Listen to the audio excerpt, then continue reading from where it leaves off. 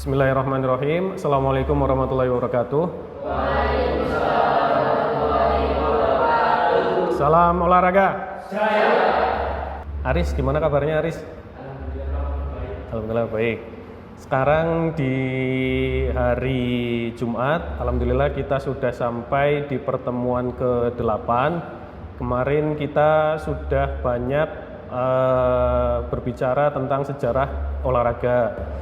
Tapi sebelumnya kita awali dulu perkuliahan pada siang hari ini dengan membaca doa bersama-sama. Monggo untuk diawali membaca doa, dimulai. Oke, cukup. Selanjutnya presensi hadir semua ya? Ada yang tidak hadir? Nggak ada. Oke. Setelah ini nanti saya absen dulu. Aris, Bagas, Saura, Zain, Imdad, Ira, Rozak, Imam, Yusuf, Era, Vina. Alhamdulillah hadir semua, sehat semua ya. Seperti yang tadi saya sampaikan, kita kemarin sudah belajar tentang sejarah olahraga di Indonesia. Nah, sebelum kita masuk ke subtopik selanjutnya, saya mau tanya dulu dari beberapa teman-teman di sini yang sudah kita pelajari kemarin tentang sejarah perkembangan olahraga, mohon maaf. Jadi kita akan belajar tentang olahraga pada masa lampau, baik di dunia, terus kemudian masuk ke Indonesia. Nah, saya pengen diskusi dulu ke salah satu teman, barangkali ada yang mau menyampaikan sejarah perkembangan olahraga di dunia. Silakan. Baik Pak, dapat saya simpulkan dari materi yang saya jelaskan pada sejarah perkembangan olahraga di masa lampau atau kuno. Jadi pada masa Cina kuno itu dari 3000 sebelum Masehi digunakan sebagai pertahanan dan bela diri oleh bangsa Cina. Karena di sana digunakan sebagai untuk peperangan. Dan untuk yang kedua yaitu dari Mesir kuno pada tahun 1500 sebelum Masehi digunakan sebagai militer dan sebagai ritual keagamaan.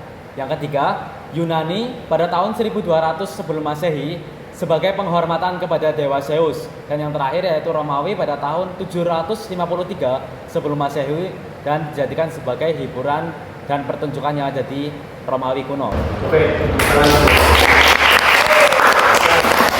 ini terkait dengan sejarah olahraga di masa lalu memang punya karakteristik dan punya keberagaman di masing-masing daerahnya ya.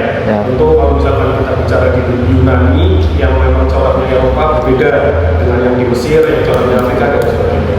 Nah, sekarang kita masuk ke coba yang kita flashback dulu atau persepsi dulu sebelum nanti ke subtopik selanjutnya. Setelah olahraga di masa lampau di negara-negara di dunia, tentu olahraga juga berkembang di Indonesia. Nah, di Indonesia ini ada beberapa karakter juga, ada beberapa karakteristik juga kaitannya olahraga pengaruhnya masuk ke Indonesia. Nah, coba saya minta satu lagi sebelum kita masuk ke subtopik selanjutnya. Ada salah satu coba olahraga di Indonesia dipengaruhi apa dan fasenya seperti apa? Coba salah satu silakan. Saya Pak, saya akan menjelaskan tentang perkembangan olahraga di Indonesia pada zaman pengaruh Islam. Jadi pengaruh Islam itu masuk pada tahun 13 Masehi melalui perdagangan, dakwah dan perkawinan. Adapun bentuk olahraga pada zaman tersebut yang pertama ada bela diri, berkuda dan memanah. Ya. Jadi setelah olahraga di dunia, kita masuk juga di olahraga di Indonesia. Karakternya juga beda-beda. Mana olahraga yang dipengaruhi oleh karakter Hindu, mana yang dikarakterisasi oleh Islam dan sebagainya. Nah, siang hari ini kita coba untuk subtopik ataupun bahasan selanjutnya. Kemarin secara bahasa, secara pengertian dan sebagainya secara sudah. Teman-teman juga sudah mempraktikkan masing-masing kelompok mana olahraga-olahraga perkembangannya sampai ke kedudukan organisasi olahraga. Nah, sesuai yang tadi saya sampaikan, sekarang kita masuk ke sub CPMK ataupun topik selanjutnya. Minta tolong untuk membacakan sub CPMK nomor 7 dan nomor 8. Pada mata kuliah sejarah dan filsafat olahraga, masuk sub CPMK nomor 7 adalah mahasiswa mampu membuat peta dan diagram konsep filsafat olahraga di dunia sejak zaman purba hingga masuk ke zaman Indonesia berdasarkan teori dan pendekatan akademik filsafat olahraga. Untuk yang nomor 8 adalah mahasiswa mampu menjelaskan, mengintegrasikan dan menciptakan pemahaman tentang dinamika sejarah dan filsafat olahraga di lembaga atau instansi dan organisasi keolahragaan. Terima kasih ya. Jadi sub CPMK kita selanjutnya setelah UTS kita mau bicara tentang filsafat olahraga. Kemarin sudah. Nah, sekarang tentang filsafat olahraga. Sebelumnya ada yang sudah pernah dengar kata filsafat? Oke, sebelum ke filsafat, pengertian dan lain sebagainya, saya mau coba diskusi dulu tentang apa itu filsafat, atau sebelumnya kita mau tahu dulu nih, ya pemanasan lah, cara naik olahraga di lapangan pemanasan. Dengan sebuah cerita pengantar filsafat. Dengan pengantar sebuah cerita yang ini kejadian memang benar di masa lalu. Dan nanti ketika coba saya diskusikan, ini menjadi sebuah tolak ukur bagaimana teman-teman mengerti pandangan gini. Pada tahun 1940 di India, tahu India ya, ada sebuah tempat lah, komplek kecil gitu, yang mana di dalamnya ataupun suatu daerah itu terjadi peperangan ataupun pergolakan yang besar. Ada peperangan, ada pertikaian dan sebagainya. Intinya kayak di Indonesia waktu itu mungkin terjadi kerusuhan tahun 98. Pada saat itu ada sebuah rumah yang di dalamnya ada keluarga kecil terdiri dari bapak, ibu dan anaknya. India yang memang corak masyarakatnya itu masyarakat Hindu, non Muslim lah artinya, itu terjadi peperangan ya tadi. Nah, keluarga kecil ini tadi itu mayoritas ataupun beragama Islam. Ya. Sialnya keluarga ini di sebuah rumah ini yang terjadi perang di sekitarnya itu, dia beragama Muslim, beragama Islam. Tapi karena anak dari bapaknya ataupun keluarga ini lapar, walaupun terjadi perang, dia tetap memaksakan diri untuk mencari makan, karena makan itu menjadi sebuah kewajiban, kebutuhan. Singkat cerita, bapak ini karena mendengar anaknya terus menangis, dia pergi keluar rumah untuk mencari makan. Sialnya lagi yang kedua, bapak ini ketika mencari makan di luar, dia tertembak karena memang situasi lagi perang. Nah, pertanyaan saya di analogika filsafat ini, yang menyebabkan keluarga Muslim ataupun bapaknya yang Islam ini mati, itu karena faktor apa? Yang pertama karena faktor memang di India itu beragama non-Muslim ataupun Buddha, India Hindu, atau karena dia miskin. Coba salah satu era.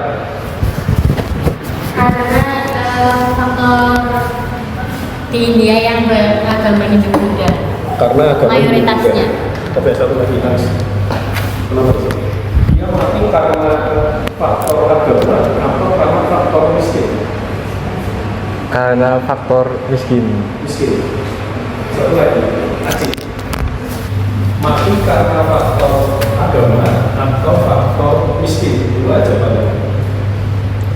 Faktor miskin. Itulah filsafat. Bisa kita menginterpretasikan ataupun menganalogikan dari sudut pandang mana yang kita punya, yang kita miliki. Tapi dalam hal ini paling tepat dia mati, bapaknya mati karena faktor miskin. Karena apa? Coba kalau misalkan dia beruntung dalam kondisi kaya dan sebagainya, tentu dia punya cadangan makanan, tinggal masak dan sebagainya. Tapi karena memang dibungkusnya tadi saya melalui peperangan karena mayoritas, dan mungkin teman-teman ada yang menganggap bahwa ini faktor agama karena faktor muslim. Tapi itu nggak salah, hanya bagaimana kita mempersepsikan atau berpikir bagaimana cara pola pikir kita.